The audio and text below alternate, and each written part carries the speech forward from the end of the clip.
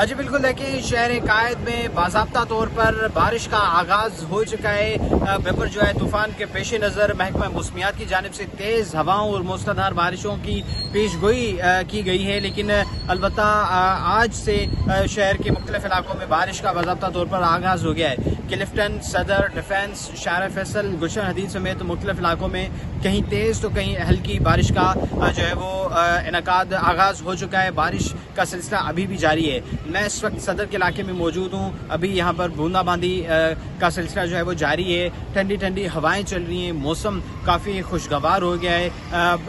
ठंडी ठंडी हवाएं और तेज़ हल्की हल्की बारिश से जो है वो मौसम खुशगवार होने से शहरी काफ़ी खुश हैं। शहरियों का ये कहना है कि कराची में इस तरह का मौसम कम देखने को मिलता है, तो लिहाजा वो इस मौसम से बड़े ज़बरदस्त तरीके से लुत्फ़अंदोज़ हो रहे हैं। हवाओं के साथ जो है वो शहरी इस मौसम में जो है वो ऑफिसेज और घरों से बाहर निकल रहे हैं, चाय के होटलों और समोसे पकौड़ों की दुकान का रुख कर रहे हैं। आपको फील हो रहा होगा कि कितनी ज़बरदस्त हवा चल रही है और तमाम लोगों के साथ हम भी इस मौसम से ज़बरदस्त तरीके से लुत्फ़अंदोज़ हो रहे हैं। जी।